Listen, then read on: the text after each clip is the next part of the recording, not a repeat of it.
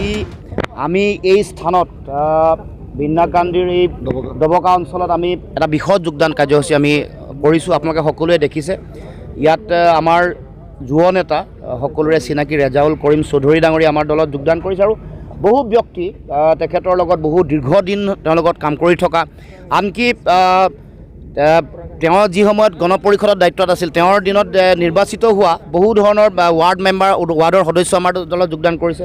বেলেগ বেলেগ দলৰ আনকি AIDFৰ ৱাৰ্ডৰ সদস্য, আঞ্চলিক পঞ্চায়তৰ সদস্যও আনকি আমাৰ দলত যোগদান কৰিছে। গতিকে মই ভাবোঁ যে এইটো এটা অতি শক্তিশালী বাৰ্তা।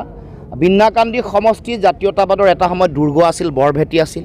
ইয়াত খলিলুৰ ৰহমান চৌধুৰী ডাঙৰীয়াক ইয়াৰ পৰা ৰাইজে নিৰ্বাচিত কৰি পঠাইছিল। গতিকে পুনৰ আজি সেই একে পৰিৱেশ, জাতীয়তাবাদী পৰিৱেশ ইয়াত এটা মানুহৰ মাজত আমি দেখিছোঁ। তেনেকুৱা সম্ভাৱনা আশা সকলোৱে আমি দেখিবলৈ পাইছোঁ। এটা কথা স্পষ্ট ৰূপত আমি ক'ব খোজোঁ যে অসমৰ মুখ্যমন্ত্ৰী হিমন্ত বিশ্ব শৰ্মাই কৈছিলে যে বদৰুদ্দিন আজমলক 100 কিলোমিটাৰ দূৰলৈকে তেওঁ সোমাবলৈ নিদিয়ে। সেই বুলি কৈ তেওঁৰ নিজৰ চৰাঘৰত সোমোৱাই ল'লে, নিজৰ শোৱনি কোঠাত সোমোৱাই সমগ্ৰ অসমৰ সাম্প্ৰদায়িক ৰাজনীতিটো দুইজনে মিলি কৰিলে।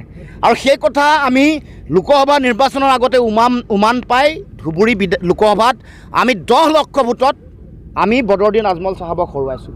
আৰু আজি বিন্নাকান্দিলৈ আহি আমি কৈছোঁ যে আগন্তুক 2026 চনৰ বিধানসভা নিৰ্বাচনত আজমল চাহাব আৰু আজমল চাহাবে আৰম্ভ কৰা সাম্প্ৰদায়িকতাৰ ৰাজনীতিত য'ৰ মূল শক্তি আৰু ইন্ধন বিজেপিয়ে লৈ আছে, সেই সাম্প্ৰদায়িকতাৰ ৰাজনীতিক আমি উৎখাত কৰিম আৰু আজমল চাহাবৰ ৰাজনীতি অসমত সৰ্বকালৰ কাৰণে আমি শেষ কৰিম।